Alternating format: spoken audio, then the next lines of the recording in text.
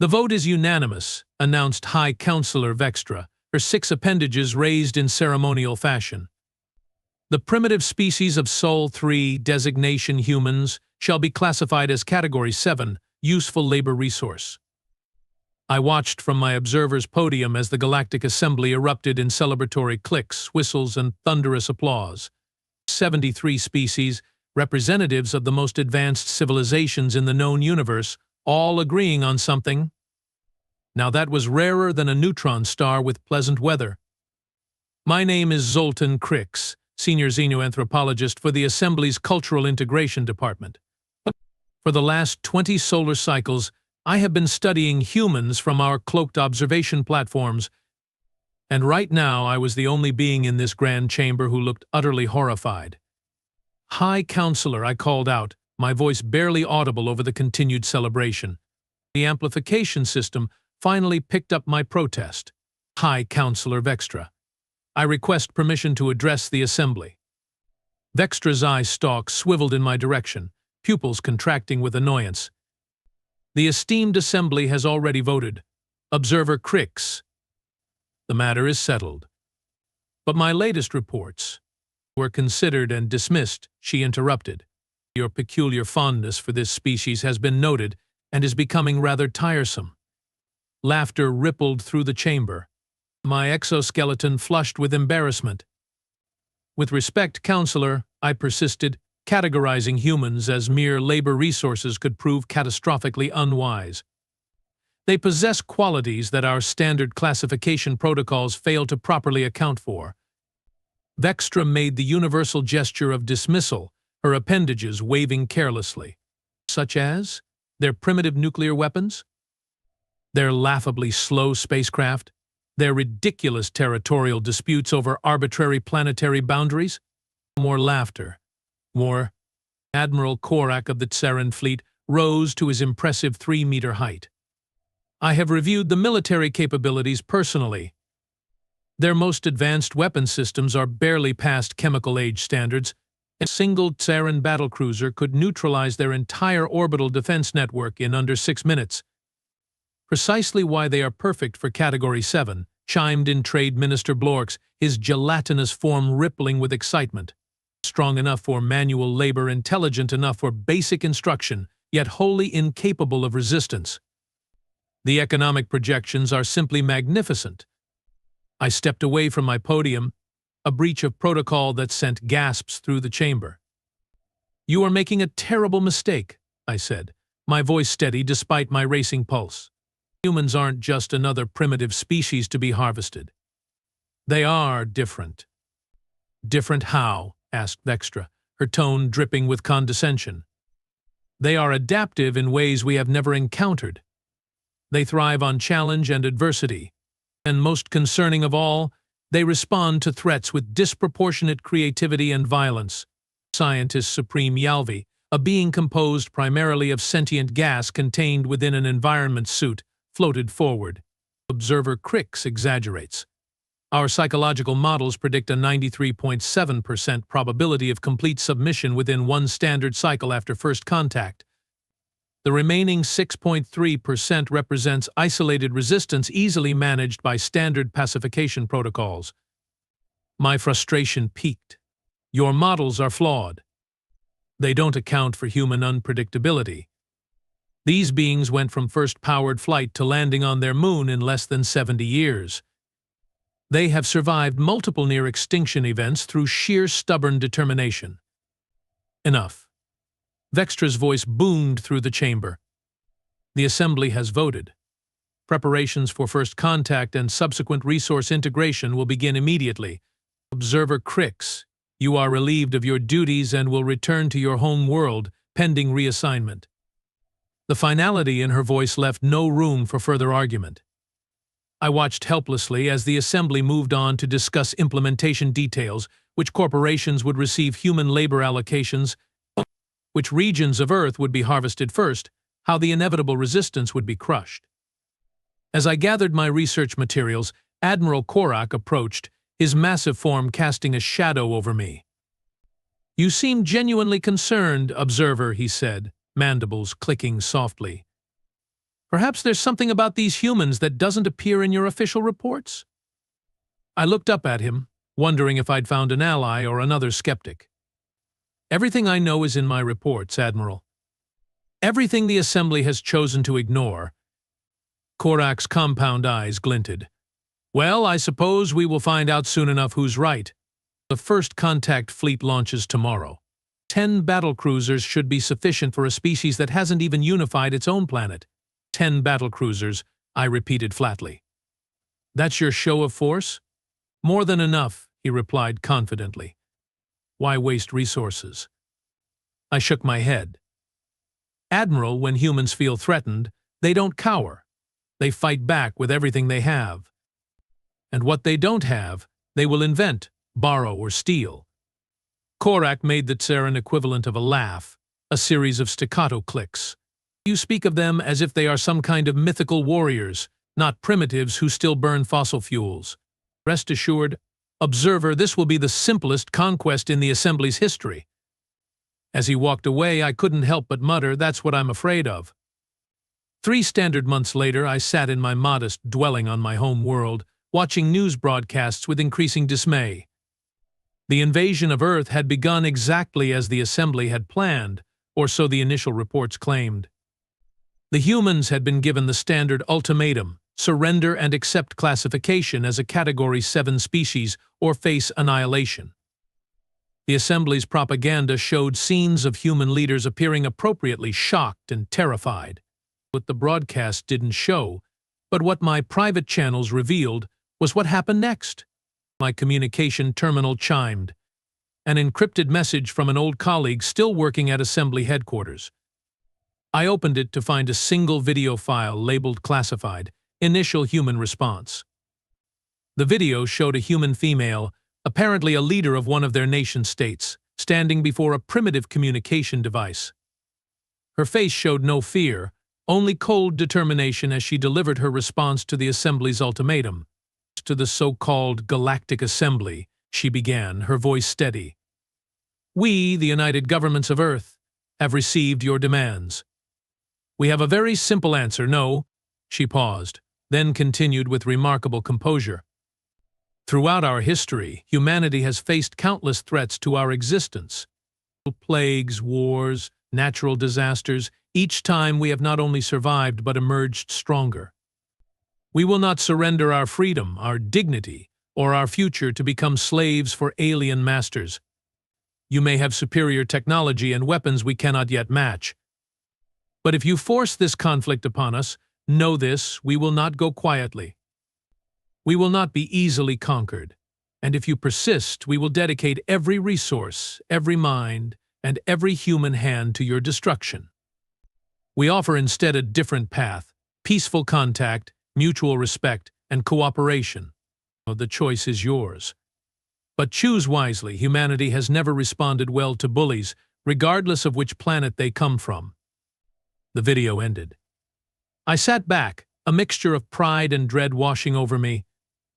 This was exactly what I had warned the Assembly about.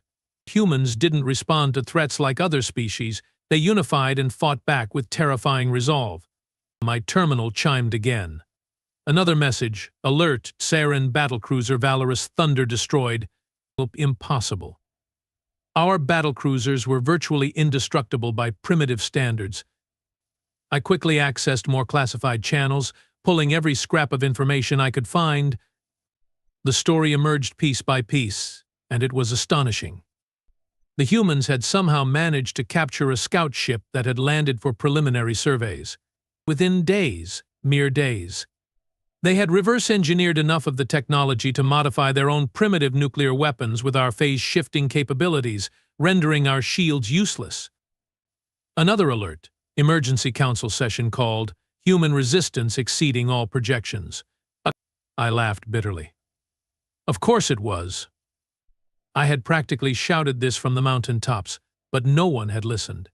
My home communication system suddenly activated, displaying Admiral Korak's face. He looked considerably less confident than when I'd last seen him. Observer Crix, he greeted me, his mandibles twitching nervously. Your presence is requested at Assembly headquarters immediately. Transport has been arranged. Why? I asked, though I already knew the answer. Your expertise regarding humans is suddenly highly valued, he admitted grudgingly. I see, I replied, unable to keep the satisfaction from my voice. And how is that simplest conquest in history proceeding, Admiral? Korak's compound eyes darkened. We have lost 3 battlecruisers and 17 support vessels. The humans are not behaving according to predictive models. They rarely do. The most disturbing development, Korak continued, ignoring my smugness, is that they have somehow managed to access our communication networks.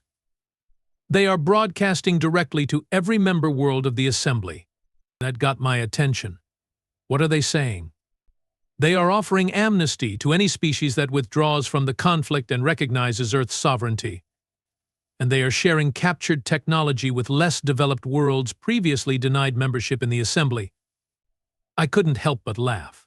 So they are not just fighting back, they are dismantling the entire power structure of galactic politics while they are at it? That's perfectly human. This isn't amusing, observer. Korak hissed. The Assembly is fracturing. Half the member species are considering the humans' offer rather than honoring their commitments to the war effort.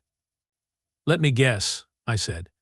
The High Council wants me to help them understand humans well enough to defeat them. Essentially, yes, Korak admitted. I stood up, gathering a few personal items. I will come to the Assembly, but not to help them subjugate Earth. I'm going to advocate for immediate peace negotiations before the humans decide that merely defeating us isn't enough. You can't possibly believe they'd pose a threat to the entire Assembly. I looked at him with pity. Admiral, in the 3 months since first contact, humans have reverse-engineered our technology, neutralized our military advantage, and begun dividing our political alliance.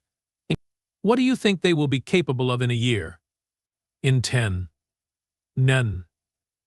As I prepared to leave, I picked up my original research proposal from 20 years ago. The title now seemed prophetic: Humanity, the Sleeping Giants of Sector 8.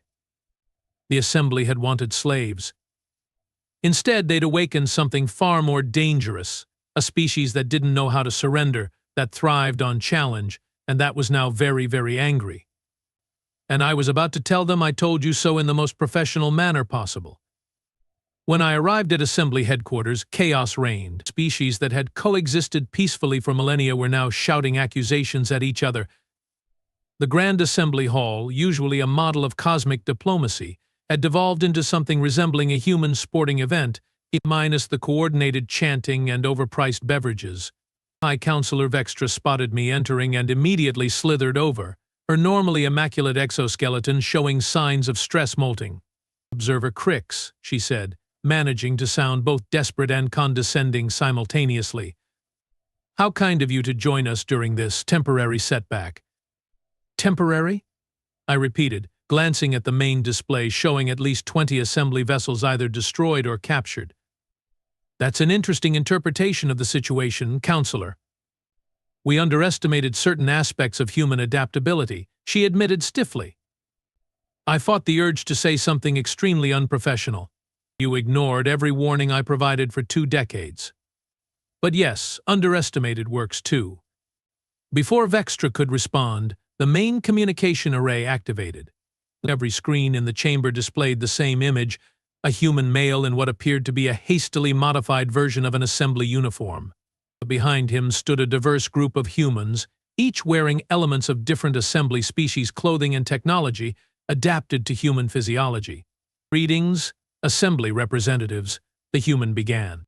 I am Admiral James Harrington of the newly formed Earth Defense Force. I'm speaking to you from the bridge of the gas Valorous Thunder, though we have renamed it Humanity's Reply.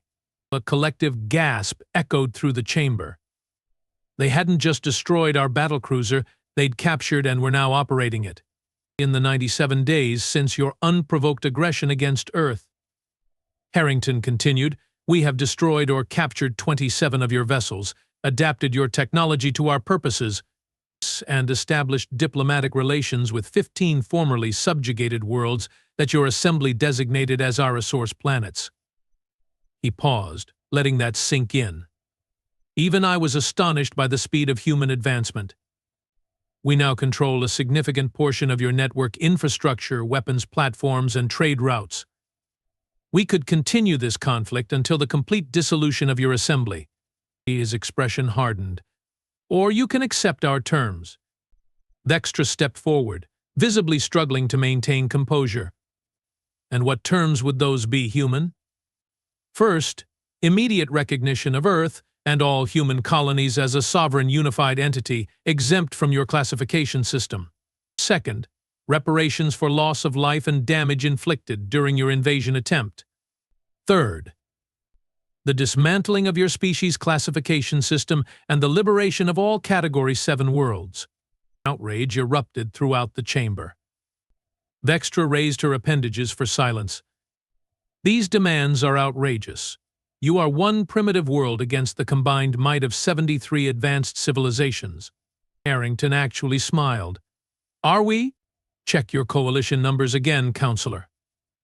And while you are at it, check your communication security. We have been broadcasting this conversation to every world in your assembly. On cue, the chamber's data displays updated, showing 39 assembly species had already withdrawn from the conflict. More were signaling their intention to follow.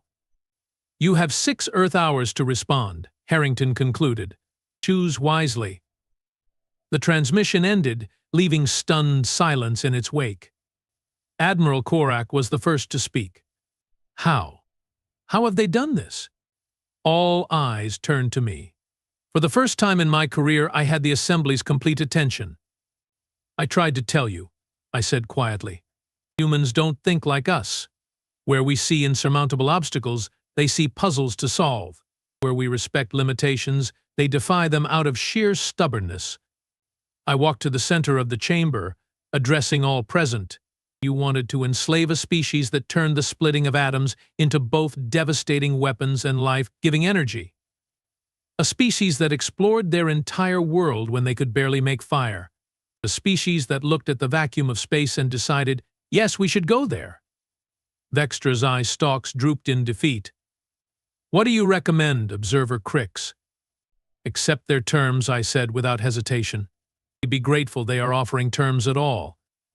And then prepare yourselves for a very different galaxy. As the assembly leaders argued among themselves, my private communicator vibrated. The message displayed was from an unknown source, but I immediately knew its origin. Thanks for trying to warn them, Observer Crix. We found your reports in the assembly database. Impressive insight for someone who's never actually met a human. Would you like to? We could use someone who understands both sides, Admiral Harrington. I smiled to myself as the assembly continued its frantic debate. They had wanted to enslave humanity. Now they would be lucky if humanity didn't decide to return the favor. The galaxy was about to change, and I, for one, was looking forward to it. I never imagined I would be aboard a human vessel, yet here I stood on the bridge of the humanity's reply, formerly the pride of the Tsaran fleet. The transformation was remarkable. In mere weeks, the humans had not only mastered the ship's systems but improved upon them in ways that would have earned accolades at any assembly engineering symposium. Observer Crix, welcome aboard, Admiral Harrington greeted me, extending a hand in their customary gesture of peaceful contact. I extended my primary appendage in response, attempting to mimic the handshake as they called it. Thank you for the invitation, Admiral. Though I'm no longer officially an observer. The assembly stripped me of my title shortly after I recommended accepting your terms. Harrington grinned. An expression I was learning indicated amusement rather than aggression. Their loss, our gain. We have allocated quarters for you in what used to be the executive officer's cabin. I hope you will find it comfortable. A younger human female approached, carrying what appeared to be modified assembly communication technology. Admiral, we have intercepted another distress call from the Proxian sector. 3 more assembly worlds voting to join the Earth Coalition. Excellent work, Lieutenant Kazuki, Harrington replied. Add them to the briefing for tomorrow's diplomatic summit. I couldn't help but marvel at the speed with which humans formed alliances. In just 6 weeks since the Assembly had reluctantly accepted their terms, humanity had established diplomatic relations with 47 worlds. Many were former Category 7 planets seeking protection from Assembly reprisals, but an increasing number were full Assembly members hedging their bets on the new power in the galaxy. "You seem impressed," Harrington observed, noticing my expression. "Baffled might be more accurate," I admitted. "The Assembly took centuries to build its coalition. You have created a rival power block in less than 2 standard months." Harrington shrugged, another uniquely human gesture. "Turns out when you treat other species as equals instead of resources, they are pretty eager to work with you." "Who knew?" "Knew." The sarcasm wasn't lost on me. Most Assembly species evolved in environments where rigid hierarchy enhanced survival. Cooperation among equals is not our natural state. "Well, adaptation is humanity's natural state," Harrington replied. "Speaking of which, there's something I'd like to show you." He led me through corridors that had been reconfigured to accommodate human proportions while still allowing access for various alien physiologies. Crew members of at least 6 different species worked alongside humans, all wearing variants of the new Earth Coalition uniform. We entered what had once been the battlecruiser's auxiliary command center.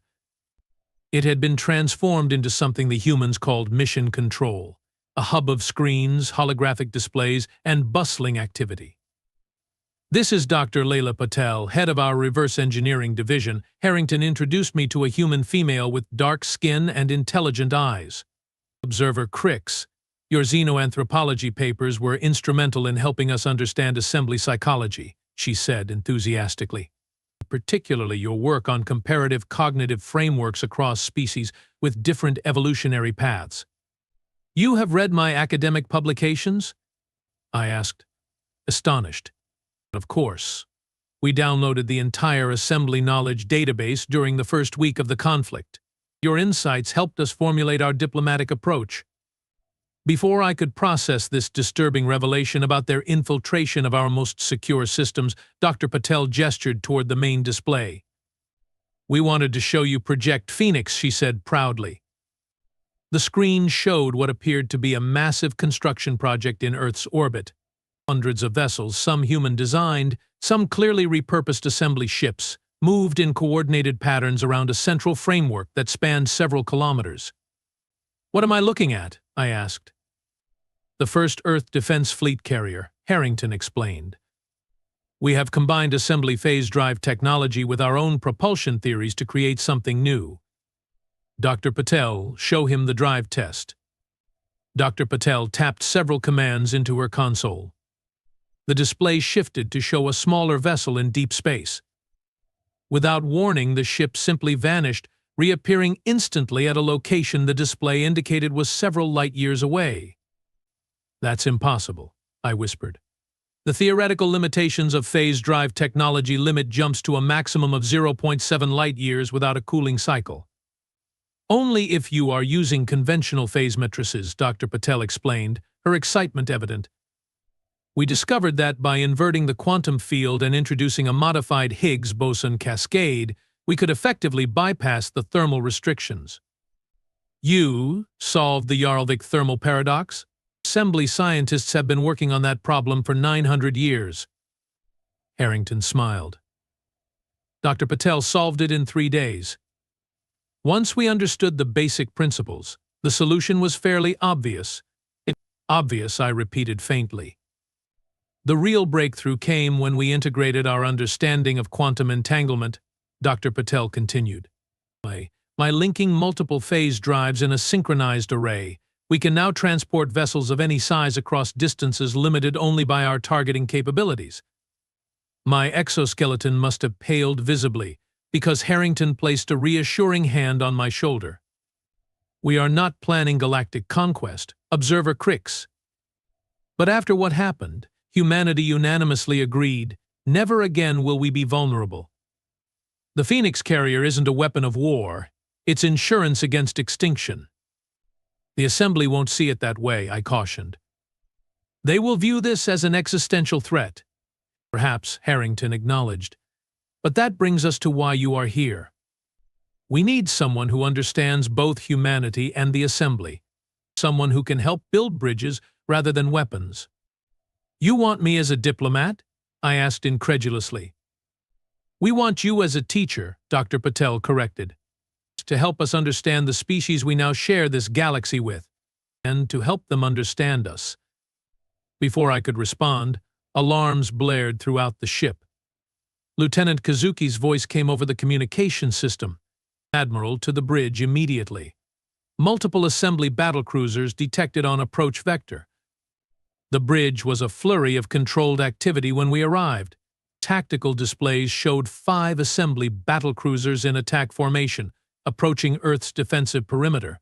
Status report, Harrington demanded, instantly switching from diplomatic mode to military commander, with 5 Sarin-class battlecruisers heavily armed. They are not responding to hails, reported a communications officer. Coalition fleet status? Defense platforms activated. The prototype squadron is moving to intercept, ETA 3 minutes. I stepped forward. Admiral, those are purification fleet vessels.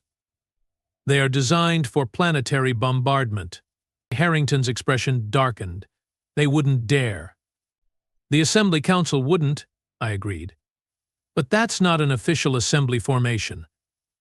Look at their identification markers. They are running dark. This is a rogue action. By whom? If I had to guess? Admiral Korak. He lost significant standing when his predictions about human military capabilities proved catastrophically wrong. This would be his attempt to restore honor. Harrington processed this information with remarkable speed. Lieutenant Kazuki, open a direct channel to those vessels. Transmit on all frequencies, including the private Sarin military bands. The private bands are encrypted, I pointed out. Harrington gave me a look that somehow conveyed both amusement and ferocity. Not to us, they aren't. The main view screen activated, showing the bridge of the lead battlecruiser. Admiral Korak's massive form dominated the center. Admiral Korak, Harrington greeted calmly. You are violating the terms of the peace agreement. Turn your vessels around immediately. Korak's mandibles clicked in what I recognized as contemptuous laughter. Peace agreement. You dictated terms to the assembly through coercion and trickery. Your technological advances were an unacceptable anomaly that must be corrected. This isn't an official assembly action, is it? Harrington pressed. You are acting without authorization. Korak's compound eyes flashed angrily. I act to preserve galactic order. When the assembly learns I have eliminated the human threat, they will thank me. And the treaty? Treaties with inferior species aren't worth the molecules they are recorded on, Korak snarled. Category 7 species exist to serve, not to dictate terms. I stepped into view of the transmission. Admiral Korak, as a fellow assembly citizen, I urge you to reconsider this action. You cannot possibly understand the consequences. Korak's eyes narrowed when he saw me. Observer Crix, you have become a traitor to your own kind, consorting with primitives against the interests of the Assembly. The Assembly's interests aren't served by provoking a species that has already demonstrated technological superiority, I argued. Technological trickery, Korak dismissed. We have analyzed their capabilities extensively. Their advantage was merely the element of surprise, which they no longer possess. Our shields have been recalibrated. Their weapons will no longer be effective. Harrington nodded to his tactical officer, who transmitted something to Korak's vessel. We have just sent you sensor readings of our defensive capabilities. Please review them before you make a terrible mistake. Korak glanced at something off-screen, his compound eyes widening momentarily before he mastered his expression. Sensor ghosts and falsified readings. You cannot deceive me. Final warning, Admiral, Harrington said quietly. Withdraw your vessels, or we will be forced to demonstrate that those readings are entirely accurate. Korak made the Tsaran gesture of battle commitment, touching his primary weapon's appendage to his honor gland. We will cleanse this system of the human infection. All vessels, advance and prepare bombardment pattern Sigma 9. The transmission cut off. Harrington looked at his tactical display, then at me. Observer Crix, I gave him every opportunity to withdraw. Please remember that. What are you going to do? I asked, suddenly fearful. Harrington's expression was grim. Lieutenant Commander Ortiz, activate Defense Protocol Echo 7. Minimal force parameters. We want to disable, not destroy. Aye, Admiral. Echo 7 authorized, minimal force parameters confirmed. What happened next still haunts my dreams. From Earth's orbit, 5 small objects, barely visible on the tactical display, launched toward the advancing battlecruisers. They moved at speeds I wouldn't have believed possible, crossing the vast distance in seconds. On the main screen, we watched as the objects approached Korak's vessels. There were no explosions, no visible weapons fire. The battlecruisers simply stopped. Their engines died, their weapons systems went dark, and they began drifting helplessly in space. What did you do? I whispered. Targeted electromagnetic pulse combined with a localized phase space disruption, Dr. Patel explained, checking readings on her tablet. We temporarily collapsed the quantum field supporting their drive systems and introduced a cascading failure in their power distribution networks. That shouldn't be possible, I stammered. Yet here we are, Harrington said quietly.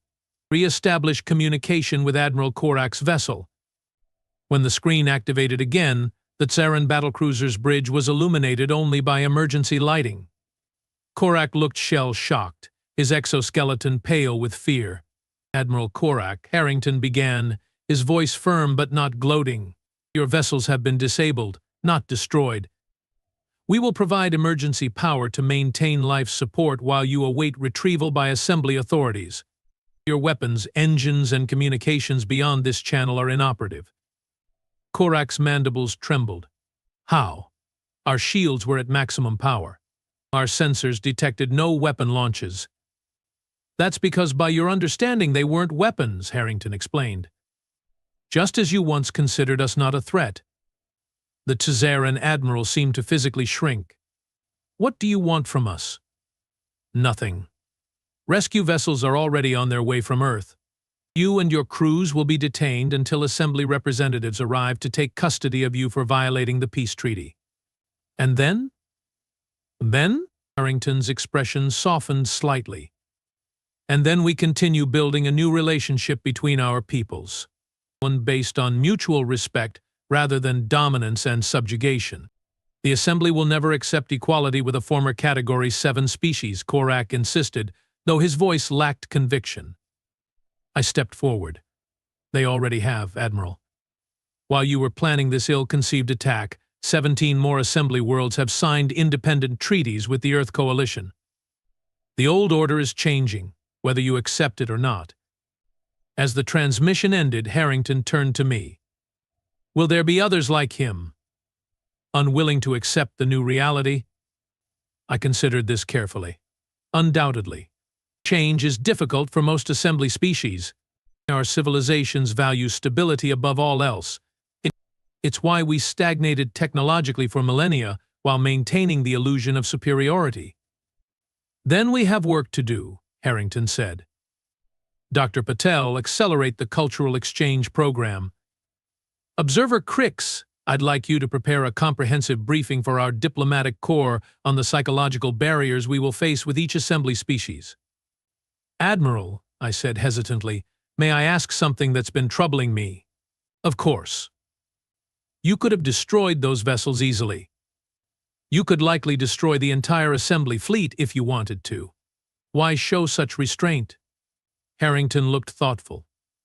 Throughout human history, we have learned one consistent lesson. True power isn't about domination, it's about having choices. The ability to destroy isn't impressive.